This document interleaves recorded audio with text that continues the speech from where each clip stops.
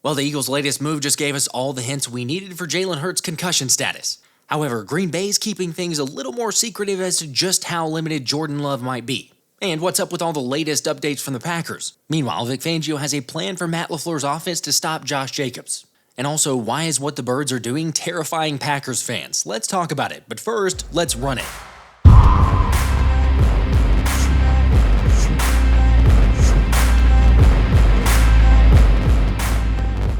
Alright, we got some fantastic news that pretty much signifies Jalen Hurts is going to be good to go. But before we get there, do me a favor and hit that subscribe button because I'm going to give away this signed Jalen Hurts helmet to one subscriber on an upcoming live stream. Now, for those wondering what the latest update on Jalen Hurts is, Philadelphia officially waived quarterback Ian Book in their most recent roster move. Of course, it's understandable if you're thinking, so what, how does that affect Jalen and his concussion? However, the reason that's terrific news is that the emergency quarterback has to be on the 53-man roster if he's going to be inactive on game day. So by waiving Book, it shows that Philly has zero concerns that they're going to have both Jalen Hurts and Kenny Pickett good to go on Sunday. FYI, this is not to where the Birds could just elevate Book from the practice squad. They'd still have to sign him if they needed a third quarterback. So again, reading between the lines, this is fantastic news. Also remember, the first practice and chance for Jalen to begin his official clearance of the concussion protocol is tomorrow, Wednesday. Which is why you should hit that sub button and turn the notifications on because I'll be going live as soon as we have the official timeline for Jalen Hurts and his concussion. Let's just say, thankfully, we're almost done with all the speculation and negative talk. Yet it's ironic that when Jalen's playing, the national media want to say he's a problem and could be inhibiting the Birds, but now that he's out and injured, he's the necessary piece, otherwise the Eagles are going to fall flat on their face. A massive deal. I mean, this is the difference between, you saying, hey, this is the best team in the NFC, and this team could be eliminated week 1 of the playoffs. It is a massive change. I know, I get it. They just need something else to talk about, but we've said it before, Jalen Hurts is the key ingredient that takes this offense to the next level. Heck, the running game is good no matter who's at quarterback. But as we've seen, the RPO and zone reads become elite with Jalen back there with Saquon. Which is why, given the recent update, it's fair to say the Packers should be worried. Worried? They're 11-6. I'm not worried. I'm terrified! I'm distressed! My stomach is in knots! I see no way the Packers beat the Eagles. Well, hold on. Wow. You see no way. No way, Joe. Okay. Wow. Wow. That is really a hell of a statement, Jaws. I mean, give me a little bit more on why. That shocks me. Well, I think Jordan Love is overrated.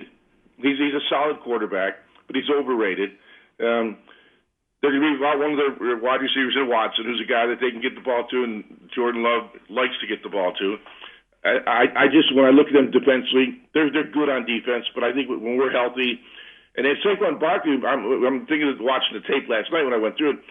Saquon Barkley, that was his first game. He was just getting a feel for this offense. We didn't see a 2,005-yard rusher that week 1.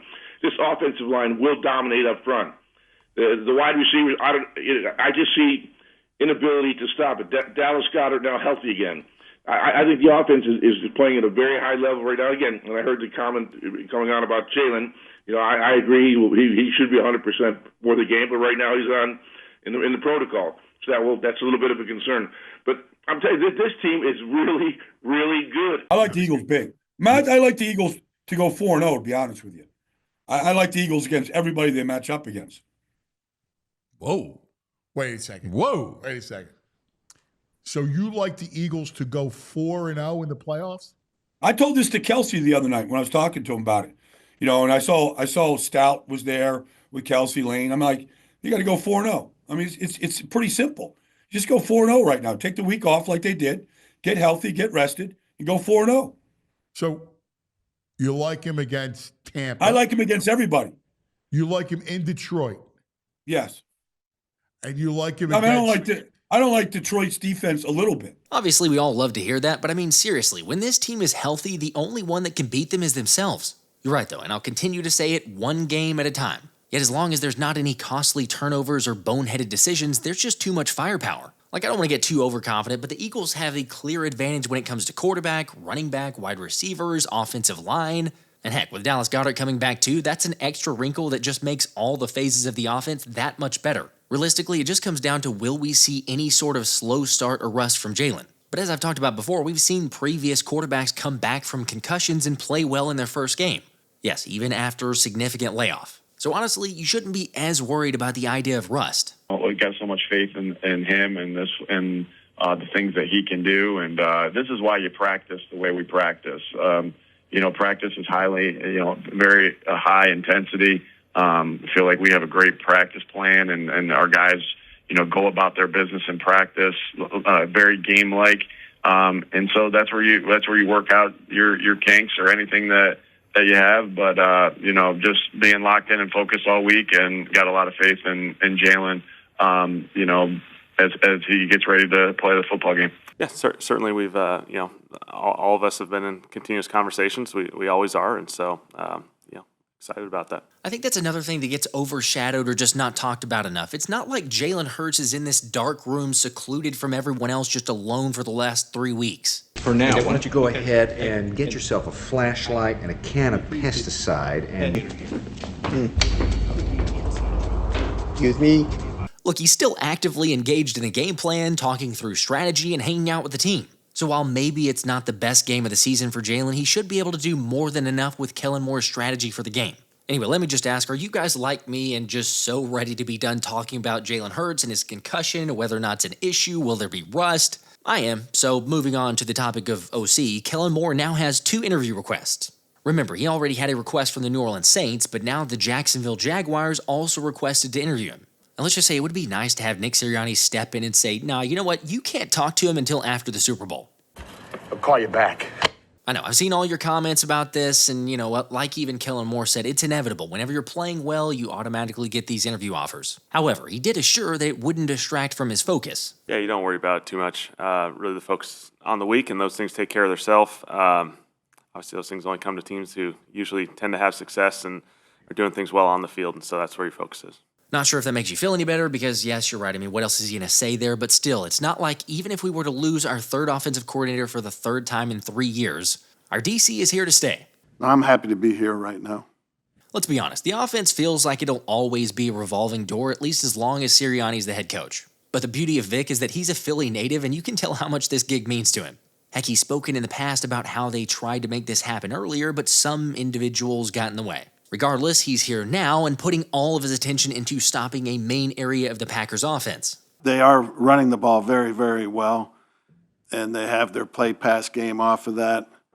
They're a big play team. They get a lot of explosives because of the quality of their running game, and it's a really good offense. They do a good job calling it. They keep you off balance, and really good. They got a really good line to begin with. I think their 5-0 linemen have been in there for every play, I think. Number one. Number two, they have a great back. Jacobs has had as good a year as anybody. And he's hard to tackle, runs physical. And they have the play-pass game off of it. So they have really good big play receivers that you're always worried about. And the combination of them being to throw it down the field and run it is a tough combination. Yeah, stopping Jacobs is the main priority, especially with injury to Christian Watson and the inconsistent play of Jordan Love. And like Johnny Page pointed out, the run game is the engine of Matt LaFleur's offense via Jacobs, where as long as they have success on the ground, then the passing game is able to play off of that. But if they have trouble getting traction rushing, then it can become tough sledding for Love to carry the load. For the record, when it comes to the Jordan Love injury, the Packers are still keeping it pretty close to the vest, with Matt LaFleur saying he's unsure if Love or Malik Willis will be limited Wednesday and for how long that could be their status. Either way, I'll be sure to keep you up to date as soon as we have more on their official designation. Now, I'm stating the obvious, but teams that can tackle well have a huge advantage at stopping Jacobs. Here's the thing, I get that both teams have improved significantly since week 1, but the Eagles weren't anywhere close to the number 1 defense in the league at that point yet. After all, it wasn't until after the Week 5 bye that several players admitted feeling a noticeable change in identity and confidence, which is what Jordan Davis said makes the team so different compared to last season. I help the team win. That's what I'm playing for. It doesn't matter what position they throw me in. They can put me in 3 technique, they can put me in shade or inside. It doesn't matter. I just want to do something to have the best chance to win. We want to go a lot further than here, obviously, but it's going to take what it takes. There's the further and further you get into the playoffs, the more important those games get. And, we just want to make sure that we want to get to the goals that we want to get to. We've been speaking about this all year. Whatever we can do to be in the best position, best condition, doesn't matter. We need to be out at our best going into this playoff ring. Maybe I shouldn't be this way, but I've got all the confidence in the world with this defense in the rematch. Like, they gave up 414 yards to the Packers in Week 1. FYI, but that's the second most amount of yards they've given up all season. However, the defense has Cooper DeJean manning the slot now, plus Nolan Smith has also turned into a mismatch on the edge. But sure, granted, the Packers have made a few changes too, like seeing their rookie linebacker Edgerrin Cooper come into his own. Seriously, the dude only played 11 snaps against Philly in their first matchup, but now he's been graded as a top 5 linebacker in the league. Still, the bigger loss that makes a massive difference is the Christian Watson one. I know, I've already talked about it a bit, but when you look at it further, Green Bay's receiving core ranks first in the NFL in yards per route run and explosive plays per route with Watson. Yet when he's off the field, they turn into an average unit at best, ranking just 13th and 19th in those categories respectively. Of course, having said all that and even all the advantages, they still got to go out there and prove it.